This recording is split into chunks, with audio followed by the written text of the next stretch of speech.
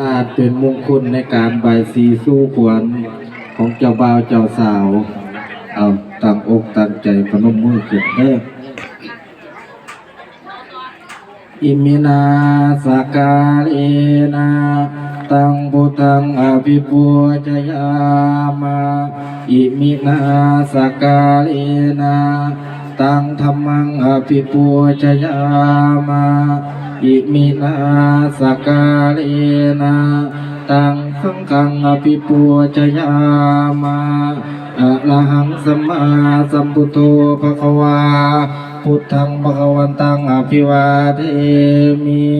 สวากขาโตภควตาธัมโมธัมมังนัมสสามิสุปฏิปันโนภควโตสาวกสังโฆสังฆังนามามินะโมตัสสะภะคะวะโตอะระหะโตสัมมาสัมพุทธัสสะนะโมตัสสะภะคะวะโตอะระหะโตสัมมาสัมพุทธัสสะนะโมตัสสะภะคะวะโตอะระหะโตสัมมาสัมพุทธัสสะสิทธิสิทธิพระพรมาวอนเด่นเบียเสกอันดิเลกที่ชูใจยตุภวังชัยยามังคาลังชัยยามหามงคลมือนี่แม่นมือมันให้เจ้ามันยิ่งกว่าหินป่าเอ็มมันให้เจ้ามันยิ่งกว่าแทนพระจวงพระจันทร์มันให้เจ้ามันกว่าทวันเขาหลวงไกลลาดมันให้เจ้ามันกว่าอากาศศูนย์ตะวันมันให้เจ้ามันกว่าพระจันทร์ใสส่องแจ้งมันให้เจ้ามันกว่าเขากูวางยามเดือนสีมันให้เจ้ามันกว่าเสากีลูกสาวฝ่ายญาแทนฝ่ายญาพุ่มอยู่ฝากฟ้ามือนี่มือสางหาหมอถวาวันแจ้งมือนี่แม่นวันดีสิทธิมังคาลาเพื่อนจึงอาลาธานาเอาขามาคุณผัวรักขึ้นเบี้ยงจอมปราสาทเอาขามาคุณผัวรักขึ้นเบี้ยงพระธาตุสีจันทร์มือนี่แม่นมือสันวันนี่แม่นวันดีวันดิบที่ยามุตตะโจกตกอันนี้หากแม่นตกไม่จันนะขานไม่หากแม่นขันไม่แก้วคุณนั่งตุกเต็งแล้วจึงได้ยกย่อมาให้กะกาวคุณขวานเท่าแก่มานั่งล้อมเจ้าอยู่สัดนอนบุญเฮืองงามยิ่งย่อยมีทั้งดิดมุมน้อยและปานกลางทั้งสาวห้ำและเฒ่าแก่ทั้งพ่อแม่และลูกเต่าพร้อมพำนาลีทั้งเศรษฐีและถ้วยคาทวนนาหมูเช่าเมืองบุญเฮืองงามเลิศฟ้าเบิดแต่เฮาทอนี้แล้วมันก็ย่อผ้าควันขึ้นบ่มีแขน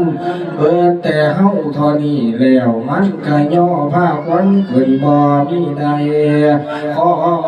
เชิญพาแก่นไทยเจ้าผู้มีบุญมาใส่พูนมาใส่ย่อผ้าควันลานเจ้าเดิมเชิญทั้งข่าวคำเบื่อผู้อยู่กำไฟเนี้ยนั่งคำเบื่อผู้อยู่กำไฟไตกาบทั้งนั่งเอกไข่ผู้อยู่หออาสนะคำมาใส่พูนมาใส่ย่อผ้าควันลานเจ้าเด้อสีหมอสะดำลูกมาแต่ผู้น้อย30หมอน้อยลูกมาแต่ผู้หลวง40หมอหลวงลูกมาแต่ผู้กา50หมอกาลูกมาแต่ผู้หอผู้หงมาซอยคุณมาซอยย่อผ้าควันลานเจ้าเดิม หมออันนี้หากแม่นหมอกะจะฆ่าทานี่หากแม่นฆ่าทาตั้งแต่เขาเท่าเก่าโบราณเจ็ดใบย่อเพิ่นเก่ามาโหนเจ็ดใบคูนเพิ่นเก่ามาคำเจ้าแล้วยังว่าน้ำเต้าแก้วออกบ่เย็นก็หักเป็นดีหลีเมื่อละสีอยู่ฝากฟ้ามีคอยคาเหลือหลายทั้งล้อคุ้ยขับขอบสร้างมาออกเรื่องนั้นคำตันแก้ววิเศษนอแก้วเกิดกำเมืองคำเมืองแม่นไม่โพใส่สีไว้อ่อนแก้วแก่นนาผู้กานั่นแม่นนันโนบานผู้หามนั่นแม่นเท้าสังกีมจังว่าทีมาแก้วจังว่าทีมาแก้ววันวันเจ้าให้ดวนเด้อว่ามาเรื่องความ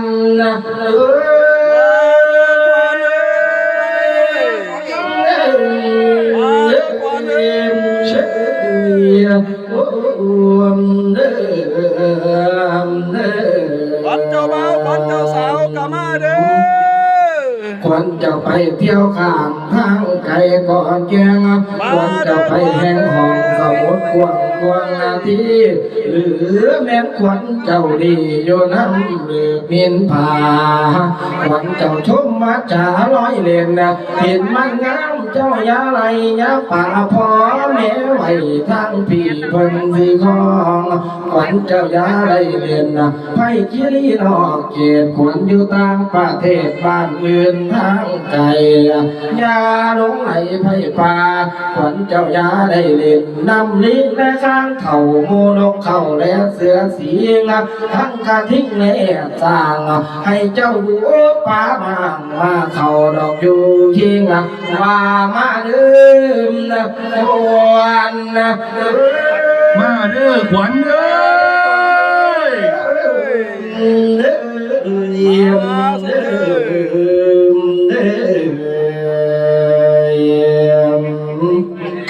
มาเด้อขวัญเอ้ยจะมาอดแล้วใส่ดังเกี่ยวไพทุนผิดหมู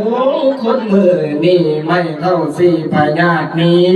3,000 ปีให้เจ้ามันปันสมเมรู้หลากอาจให้เจ้าอาจดังเอราวัณดังพระจันทร์นวลทองให้เจ้าพ้องคือรังให้เจ้ายังคือเก่าให้ผมเผากำงอนคนอ่อนซ้อนผูดพองให้เจ้าของให้ลูกค้าแนวมันมาภายในและภายนอกได้ยินบอกแล้วดังขวัญเจ้าให้ลวนมาขวัญเอ้ยว่ามันเลื่อมขวัญมาเด้อขวัญเอ้ยเอาเงินขวัญเอาลูกเอาหลานเด้อพี่น้องเด้อมาเด้อขวัญเอ้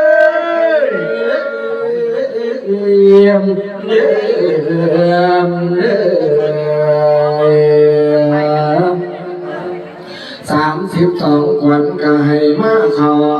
92 ขวัญก็ให้มาโฮมมาสุสมในเนื้อมาสุกเสือในคิงป่าเพื่อนไล่เจ้าก็มีของกินดีทั้งไข่ต้มทั้งบักสมผลผลาทั้งเรายาเลี้ยงไว้อ้อยสังหารซอยทำมาลุงย่อมาปุ่งมีลายหลากทั้งยังมาเขียวแดง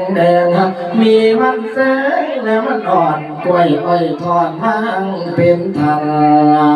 น้ำมันจันหอมลูกไล่มีทั้งดอกไม้สุกเจสาทั้งละหอมหวงเฮามีทั้งดอกคัดเข้าบานจุ้มจีถูกแต่งนี้จังได้เชิญขวัญมาเย็นเสียงเอินจอยจะให้เอินจอยขวัญน้อยอายดวน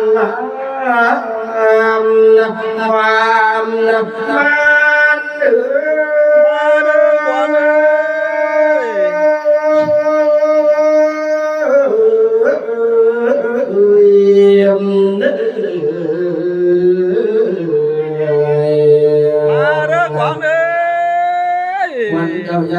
เล่นน้ำเซลสู่เพิ่นนะสู่เพิ่นเดินตาใส่เจ้าอย่าเหลียว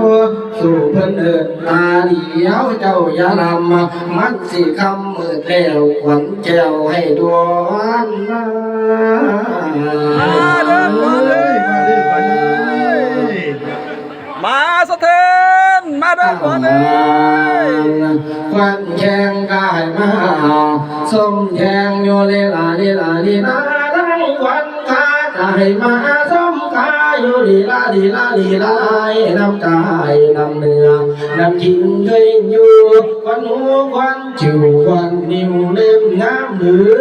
แม่นควันเจ้านินนาลีนาลีนาลีนาลีนาลีนามากินสิ่งพานหมกตุนทอข้อหน้าไอ้กว่ารักเจ้านินนาลีนาลีนาลีนาลีนาลีนามากินสิ่งพานปากตุนทอลำเมื่อไอ้กว่ารักเจ้านินนาลีนาลีนาลีนาลีนาลีนามากินสิ่งพานเสือตุนทอข้อมาจากร้อยดีสามพันมาเดือนหาน้อยพันมาเดือนหนูฝนตกลงมาจุบจุบจุบจุบอีจนเจ้าสิไปอยู่สนหลังท่านเฮือนไม่ป้องรอผู้ใดดีกว่าเอ่ยอยากน้อยเดียมฝนสิรังลิ้นย้อยนั่งตัว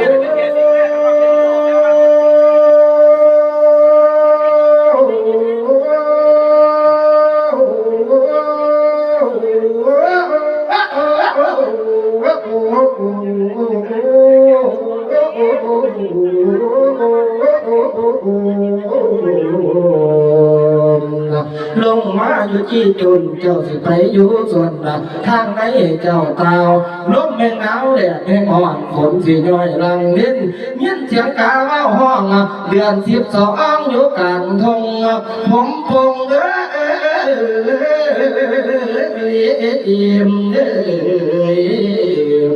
ขันแม่นองค์ปลาแล้วขวัญแก้วให้ดวงดื่ม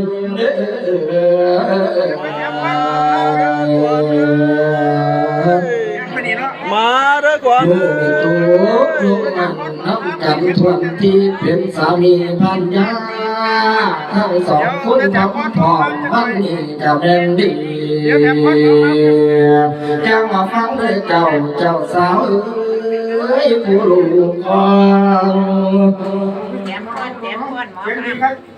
ยังเป็นแต่สู้จะสู้เขินนิดนึงจังมาฟังเด้อเจ้าสาวเอ้ยผู้ลูกของเพิ่นมาเป็นหญิงนี่ตื่นก่อนนอนหลังให้ฟังคำสามีอย่าเลื่อนเกินข้องเขาถึงมาย่ำกินเข่าให้ผัวเพียงกินก่อนยามเมื่อนอนแนบข้างให้ผัวนั้นให้เมียนั้นตำลงใจประสงค์ต่อตั้งพันมาทุยาคำแรงมาแต่งผ้าหุงต้ม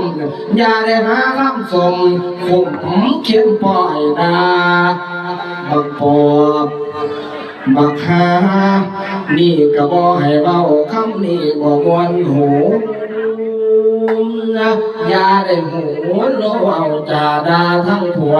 ให้เจ้ายอมทำตัวดังสำนิดหน่อยอย่าได้คอยหาเรื่องเถียงกันโต้ตอบประกอบของแม่บ้านเมื่อนาจังหงเมืองคอยเอากันในหูเรื่องอย่าได้เกี่ยงอารมณ์มันจังสมสัตติดอกผู้มีความหูเจ้าอย่าหาคุยสู่ปากหวานเมาอ้อยคัดแม่นอาบอ้อยย่อยหอยนั่นบ่ไตมาถึงมัน15สมมาผัวขอโทษทั้งเจ้าโคตรพี่น้องให้มีมือยองยามเพิ่นว่าผัวเมียนี่กูมึงอย่าไรว่ามีแตะข่อยและเจ้าจนเท่าสัวสิวังทั้งเจ้าบ่าวก็คือกันดื้อเพิ่นก็ยังบอกว่าถ้ารักเมียต้องอดทน ต้องเป็นคนเคารพเมียถ้ารักเมียต้องส่งเสียอย่าให้เมียต้องสงสัยรักเมียต้องรักเดียวอย่าได้เที่ยวไปกับใครรักเมียต้องทำใจถึงอย่างไรนี่ก็เมียรักเมียต้องฟังเมียเพราะว่าเมียไม่ฟังใครรักเมียต้องยอมเมียเพราะว่าเรารักเมียรักเมียอย่าเถียงเมียคำพูดเมียนี่ใหญ่กว่าใครชาติหน้ามีฉันใดตำเอ้ยไม่จำเป็นอย่ามีเมียเสียปวดเรามากความ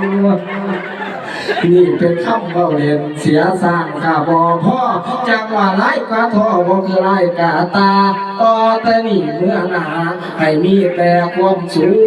ขอันตรายภัยทุกข์อย่าได้มีมาไกลขั้นเพียงหัวเป็นไข่แนวใดเป็นทางทางโลกข้าพญาให้ไปเป็นดอกทางนี้ให้เป็นผัวเมียมันนำกันจนหอดฟังให้อายุวันนั้นตั้งสุขังพำพร้อมเลือเจ้าหน่วยเปลี่ยนรวมกันเดิ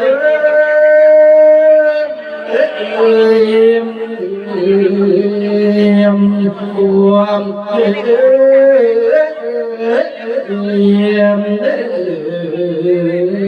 ใส่ตัวกระซ่องได้เด้อสถาโสติพระวันตุเต